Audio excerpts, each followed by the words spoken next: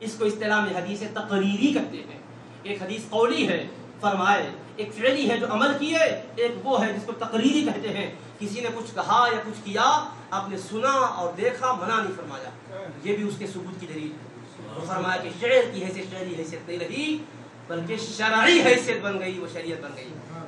اللہ کے پیارے حبیب کی شان درج کرتے ہیں، انت لما ولدت اشرقت الارض وضاءت بنورک الارض.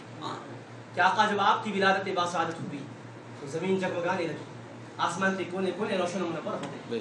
یہ ولادت کا ذکر ہو رہا ہے، مزید نبوی شریف ہے، سماعت صحابہ ہے، جلوگر آقا ہیں، سرکار سرپرستی فرما رہے ہیں، عباس خطبہ میلاد پڑھ رہے ہیں، سارے صحابہ سن رہے ہیں، مسجد نبوی شریف میں ہے. نہ رب وہی نازل کرتا ہے کہ اے میرے حبیب کے صحابہ یہ میلاد کا ذکر بدعت کیوں کر رہے ہو، نہ خلاف میں وہی اترتی ہے، نہ آقا ناراض ہوتے ہیں. رب بھی خوش ہے، مصطفیٰ بھی خوش ہے.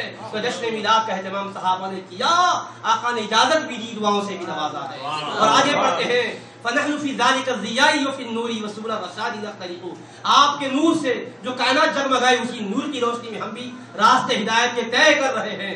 ہمیں ہدایت کا راستہ آنکھوں سے نظر نہیں آتا ہے، آقا آپ کے نور کی روشنی میں نظر آ رہا ہے، آپ کے اجالے میں ہمیں یہ راستہ مل رہا ہے. اس طرح سے انہوں نے اشعار پڑھے، اللہ کے محبوب نے دعاؤں سے نوازا.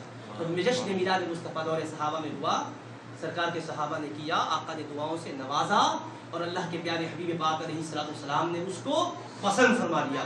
اس کی واضح دلیل اور آخری روایت ہے جامع ترمذی کی، بخاری مسلم میں کہیں اختصار سے آئی ہے، ترمذی میں تفصیل سے آئی ہے.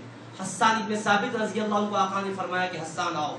ممبر شریف ان کے لیے رکھوایا اور کھڑے ہو کر حکم دیا اس پر کھڑے ہو جاؤ. ممبر پر کھڑے ہو گئے، آقا کی تعریف کر کے آقا کی میلاد بیان کر رہے ہیں، آقا کی عظمتیں بیان کر رہے ہیں. اب یہاں ایک بات پر آپ کی توجہ دلا کے اپنی گفتگو کو ختم کر دیتا ہوں کہ اللہ کے پیارے حبیب نے حسان ابن ثابت کے لیے ممبر کا اہتمام کیوں فرمایا؟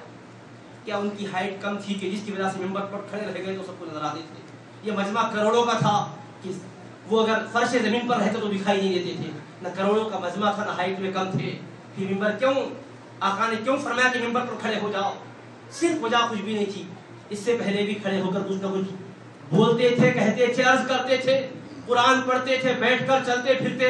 الذین یذکرون اللہ قیاما وقعودا، کھڑے ہو کر بھی اللہ کا ذکر کرتے تھے، بیٹھ کر بھی کرتے تھے. وعلی جنوبہم، کروٹوں پر بھی اللہ کا ذکر کرتے تھے. تو ذکر تو ہوتا ہی رہتا تھا، مگر آج عام ذکر نہیں تھا، ذکر خاص تھا، ذکر میلاد تھا. آقا نے فرمایا عام طریقے پہ جو ذکر ہوتا تھا وہ تو ہوا کرے، مگر یہ میلاد کا ذکر ہے، اس کے لیے ممبر پر کھڑے ہو جاؤ تاکہ لوگوں کو پتا چلے ممبر حسان نہ تمہارے لیے ہے نہ صحابہ کے لیے، یہ ذکر کی عظمت کو بتانے کے لیے. تو ذکر میلاد کے لیے ممبر کا آقا نے حکم فرمایا تو کیا پتا چلا؟ ممبر کا رکھایا جانا اس کی اہمیت کو جتانے کے لیے تھا، شان کو بتانے کے لیے تھا. تو قانون مل گیا، ممبر سے اہتمام معلوم ہو گیا. تو آقا نے بتایا جب کوئی اور ذکر کرو تو عام طریقے پہ کر لیا کرو، جب عظمتوں اور فضیلتوں کا ذکر ہو، میلاد کا ذکر ہو، نورانیت کا ذکر ہو، حسن و جمال کا ذکر ہو، فضل و کمال کا ذکر ہو، جود و نواد کا ذکر ہو، عطا و بخشش کا ذکر ہو، خیرات و صدقات کا ذکر ہو، آقا کی نوازشات کا ذکر ہو، تو عام طریقے پہ نہیں، خصوصی اہتمام کر لینا. اب اہتمام جب ثابت ہو گیا تو اہتمام کے لیے ہر دور کے اعتبار سے جو جائز طریقہ اختیار کریں گے اسی حکم کی تعمیل میں ہوگا، اسی ممبر اس کے لیے دلیل بن جائے گا، وہی دلیل بن جائے گا. اس کے سوا اور کوئی بات نہیں ہے. مسجدیں پہلے نقش و نگار سے خالی رکھیں یہ حکم تھا. کیوں تھا؟ اس لیے کہ گھر بھی سادہ سیدھا ہوتے تھے، اور انسان کی نیچر میں بات ہے ایک دم سادہ ماحول سے ایک دم منقش اور مزین ماحول میں آئے گا تو زینت اور ڈیکوریشن کی طرف نگاہ اٹھے گی. تو مسجد میں آتے ہی وہ زیب و زینت نقش و نگار کی طرف نگاہ اٹھائے گا، خشوع باقی نہیں رہے گا. حکم تھا کہ مسجدوں میں زینت نہیں ہونا، ڈیکوریشن نہیں ہونا. اب اس کے بعد معاملہ ایسا ہو گیا، گھر عالیشان بننے لگ گئے.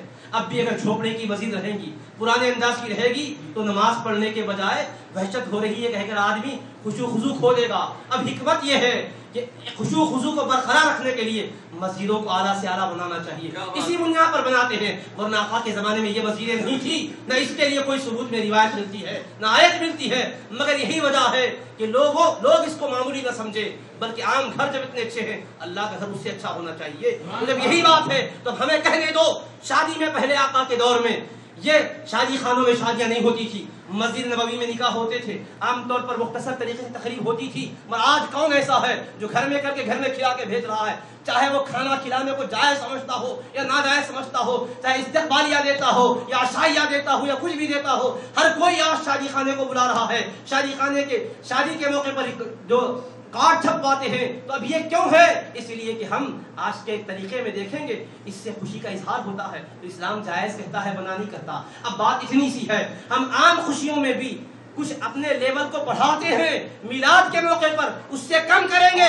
غیر کہے گا کہ مسلمان بیٹی کی شادی کو اہمیت تو دیتا ہے، بیٹے کی شادی کو اہمیت تو دیتا ہے۔ بچہ اگر وہ MA BA ہو گیا تو اب تمام تعلیم یافتہ لوگوں کو بلا کر خوشی کی دعوت کرتا ہے، لیکن بات اپنے مصطفیٰ کی آتی ہے تو افسوس کرتے بیٹھتا ہے، پھٹے پرانے کپڑے پہن کر نکلتا ہے، منہ بسول لیا ہوتا ہے، چہرہ فق رہتا ہے اور بوران و حیران ہوتا ہے۔ ادھر دیگ چولہے پہ چڑھتی ہے، آگ اس کے دل میں سلگتی ہے، یہ بے چین کیوں ہے؟ سبحان اللہ، سبحان اللہ، سبحان اللہ۔ کہیں گے کہ نہیں سب خوشیوں کو خوشیاں سمجھتا ہے، اپنے نبی پاک علیہ السلام کی نسبت سے خوش نہیں ہوتا ہے۔ تو ہمارے لفظ شناس علماء نے کہا زمانے کا تقاضا یہ ہے کہ عام طور پر دیگر محافل میں اہتمام ہو رہا ہے تو میلاد میں عصر حاضر کے تقاضوں کو ملحوظ رکھتے ہوئے جائز زینت کرو گے تو حرام یا گناہ نہیں ہوگا، بلکہ یہ منبر کی روایت کی دلیل اس کے لیے ایک ثبوت بن جائے گا، ایک اہتمام کے لیے ہوگا۔ اللہ تبارک و تعالی ہمیں پیارے آقا علیہ السلام کی حقیقی محبت عطا فرمائے، سرکار کے میلاد پاک کی حقیقی خوشیاں ہمارا مقدر فرمائے، پیارے آقا کی سنتوں پر عمل کرنے والا بنا، آقا علیہ السلام کی تعلیمات پر چلنے والا بنا۔ یا ارحم الراحمین ہمیں حبیب پاک علیہ السلام کے نعرہ پاک صدقے میں دنیا و آخرت کی بھلائیاں عطا فرما، ایمان پر موت عطا فرما، اسلام کے ساتھ زندگی عطا کر مولا، وقت اخیر آئے تو زبان سے کلمہ طیبہ ادا ہو، آنکھوں میں تیرے محبوب پاک علیہ السلام کا جلوہ ہو مولا، جنت البقیع ہمارا مدفن بن جائے، آمین آمین۔ جو بیمار ہیں انہیں شفا کاملہ آمین، جو بے روزگار ہیں حلال و پاکیزہ روزی عطا فرما، پروردگار تیرے محبوب پاک علیہ السلام کے شہر مقدس میں، حجاز مقدس میں مولا پیارے آقا علیہ السلام کے نعرہ پاک کے صدقے میں رزق مقدر فرما دے مولا، پروردگار عالم جو پریشان حال ہیں ان کی پریشانیوں کو دور فرما دے مولا، جو بے اولاد ہیں ان کو صالح اولاد عطا فرما، ان کے گھروں میں لڑکیاں بے شادی کے بیٹھی ہوئی غیب سے ان کے رشتوں کی اطلاع فرما دے مولا، پروردگار جہاں پر مولا زندگی میں بے سکونیاں ہیں اپنے محبوب کے ذکر کے صدقے میں بے سکونیوں کو سکون سے بدل دے مولا، جو قرض دار ہیں ان کے قرض کی ادائیگی غیر سے اسباب فراہم فرما دے مولا، پروردگار جو کسی وجہ سے ملازمت سے رہنا کر دیے گئے مولا، اپنے محبوب کے نعرہ پاک کے صدقے میں میلاد پاک کے ذکر کی برکت سے مولا پھر سے غیب سے اسباب مہیا فرما دے، پروردگار تیرے محبوب کے ذکر کے صدقے میں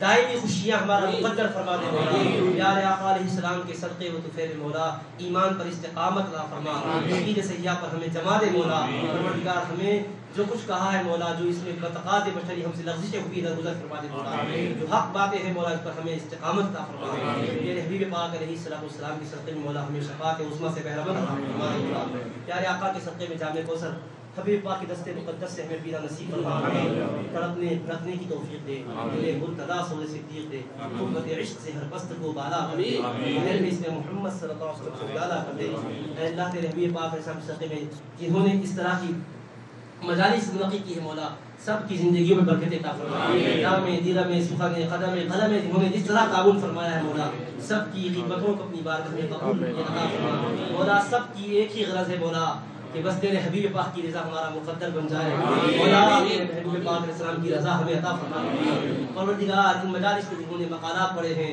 پروردگار نعتیں پڑھی ہیں مولا ندامت کی، سب کو پروردگار اور سنا ہے سب کو مولا اپنے فضل و کرم سے مالا مال فرما دے، پروردگار جھولیاں ہماری اپنی رحمتوں سے بھر دے مولا، پیارے آقا علیہ السلام کی خیرات ہمیں عطا فرما، توقع سے تیرے لطف و کرم کو بیشتر دیکھا میں خود شرما گیا جب اپنا دامن مختصر دیکھا، ایسا کرم فرما دے مولا، پروردگار ہمیں بے انتہا نعمتوں سے مالا مال فرما، اہل بیت کرام کا صدقہ عطا فرما، صحابہ کرام کا صدقہ عطا فرما، امہات المؤمنین کا صدقہ عطا فرما، شہداء بدر و احد و حنین و کربلا کا صدقہ عطا فرما، اے ارحم الراحمین اولیاء کرام صالحین کرام کی فضل و برکات سے ہمیں مالا مال فرما، وصلی اللہ تعالی وبارک وسلم علی خیر خلقہ سیدنا محمد وعلی آلہ وصحبہ اجمعین والحمد للہ۔